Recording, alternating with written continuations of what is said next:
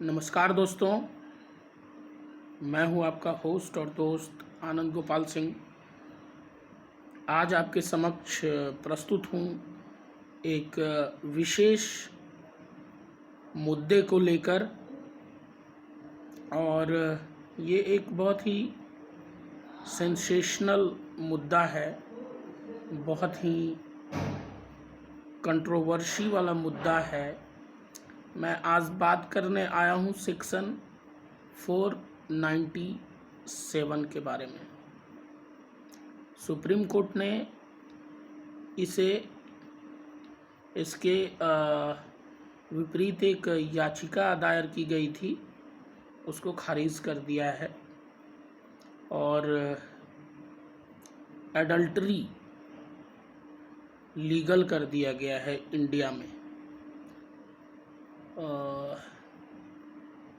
बहुत सारे 5-6 जजों का पैनल बैठा था और उन्होंने वो बहुत विद्वान लोग हैं जिन्होंने कानून की पढ़ाई की है और कानून के और संविधान के संबंध में उनके पास जो जानकारी है उस पर तो शक बिल्कुल नहीं किया जा सकता।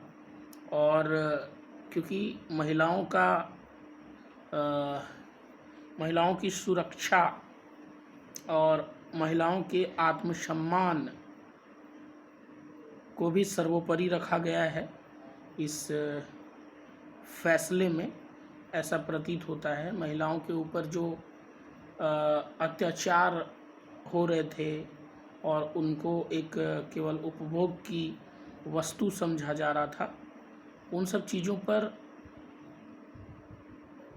रोक लगी है, ऐसा इस फैसले से नज़र आता है। पर मेरा सवाल जो है वो मैं जनहित में जारी करते हुए बस जन सामान्य से एक गुजारिश कर रहा हूं और एक सवाल भी पूछ रहा हूं कि भारत जो है, क्या एडल्ट्री लागू करना इसमें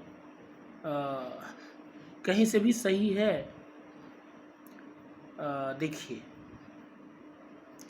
नो डाउट कि भारत चौमुखी विकास कर रहा है, हर क्षेत्र में डेवलपमेंट हो ही रही है दिन प्रतिदिन।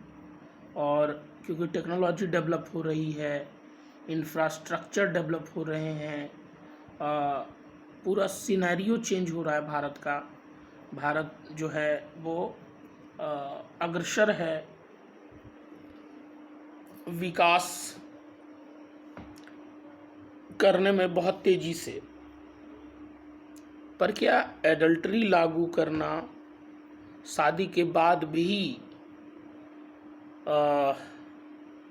एक मर्द का किसी दूसरी पराई औरत के साथ संबंध बनाना, या शादी के बाद भी एक औरत का किसी दूसरे मर्द के साथ संबंध बनाना, शारीरिक संबंध, ये सुप्रीम कोर्ट ने अगर लीगल किया है तो क्या ये सही है किसी भी दृष्टिकोण से? क्योंकि अगर हम धर्म की बात करें, संविधान जो है वो हमारी सलामती के लिए बनाया गया कानून है, और धर्म जो है वो जब कानून नहीं बना था तब से चली आ रही है। तो धर्म का पालन हमारे आपके हम सब के आदर्श राजा रामचंद्र जी ने भी किया है। धर्म का पालन पैगंबर मोहम्मद साहब ने भी किया है। धर्म का पालन महात्मा बुद्ध ने भी किया है।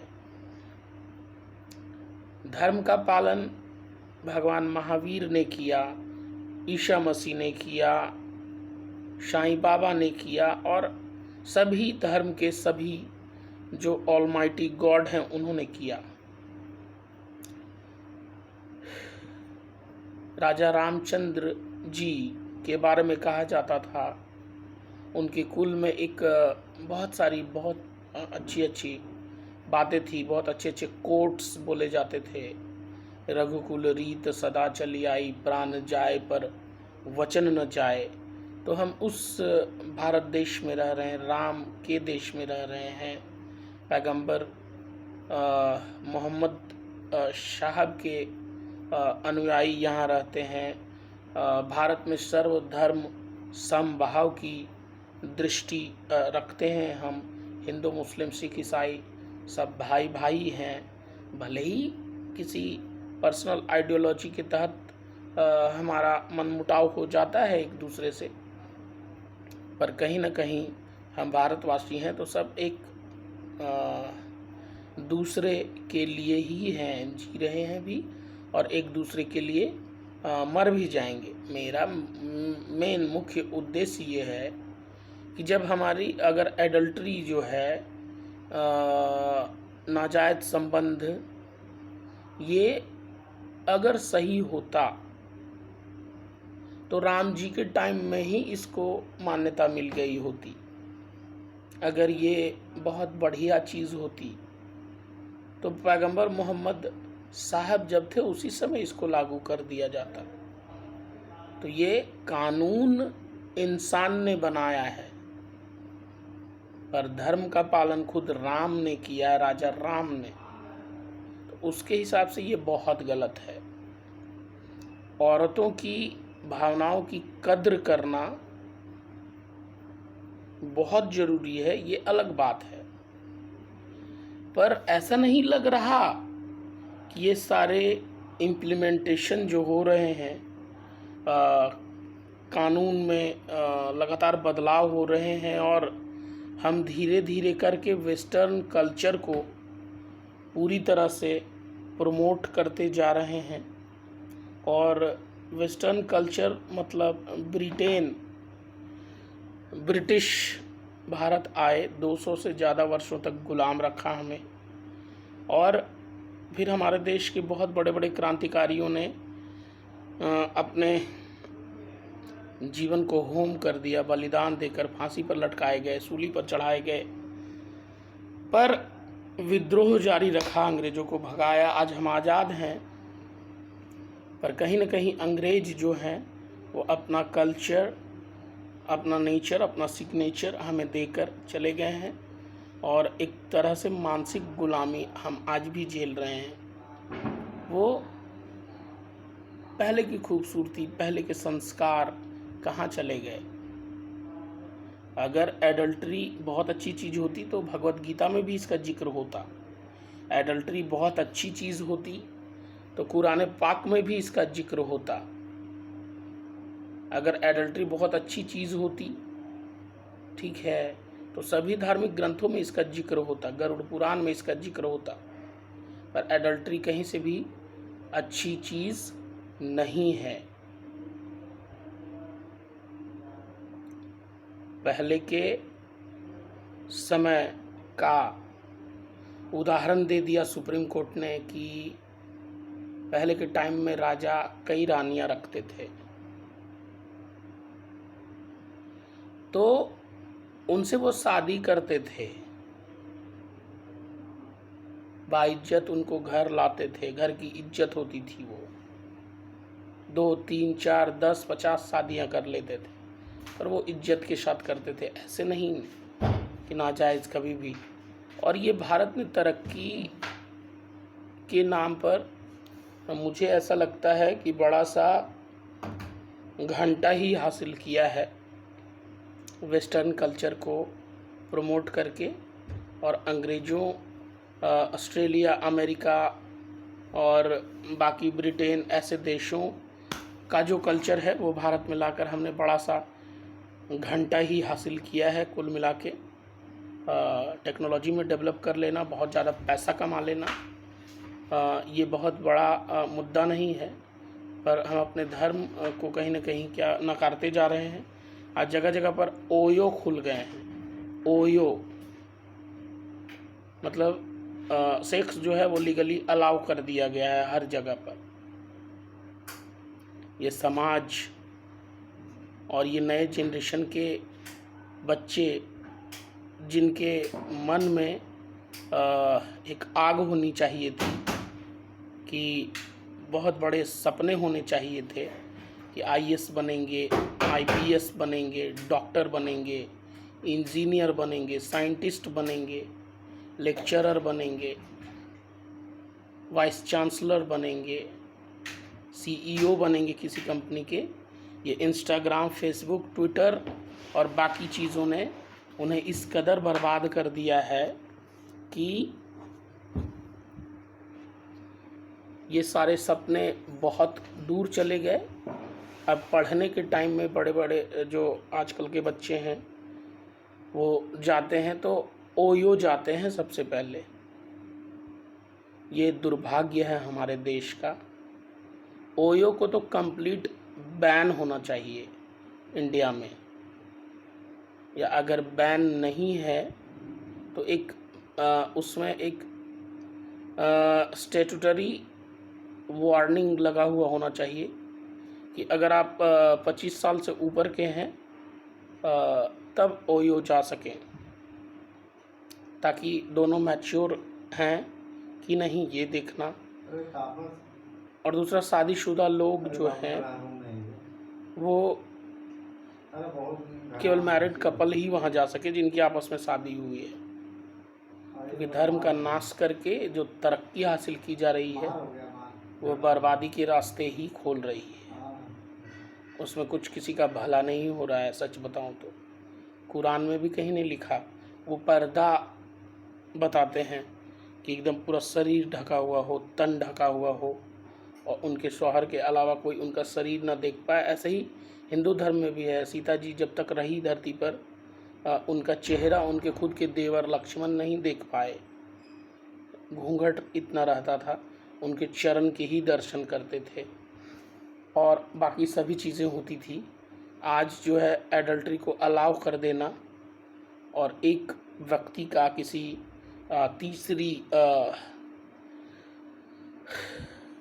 तीसरे प्राणी के साथ इस तरह की चीज़ें करना ये कहीं से सही नहीं है।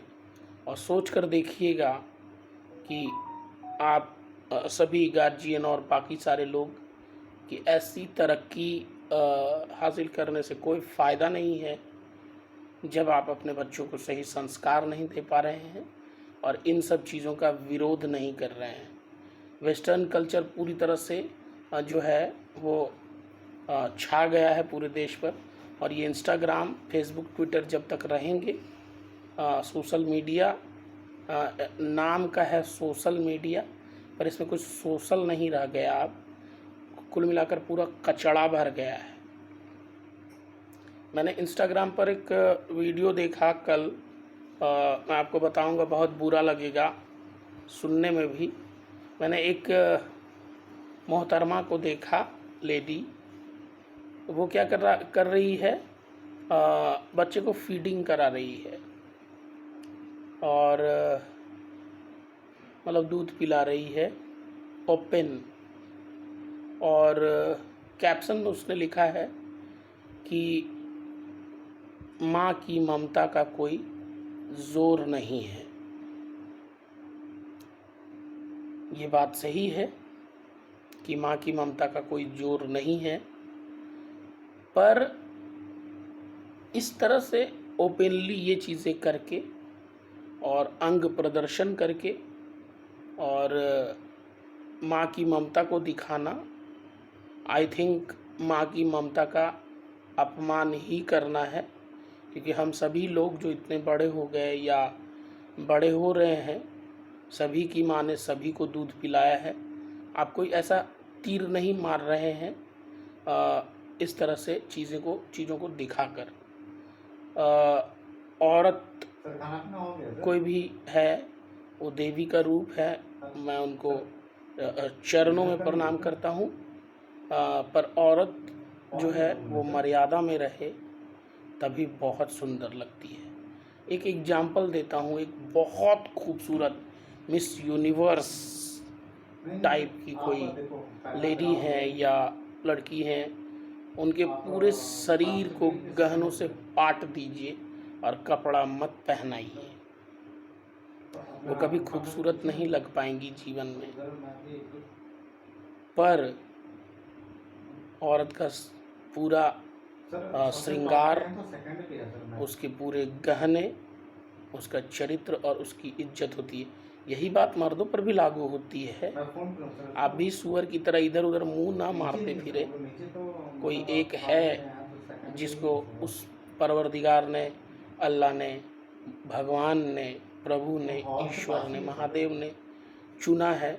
आप सारा प्रेम उन्हीं से करें, उन्हीं पर प्रेम लुटाएं और ऐसे शारीरिक हवस और शारीरिक भूख जानवरों वाली इसको शांत करने के लिए गलत तरीके जो इख्तियार कर रहे हैं वो मत करें।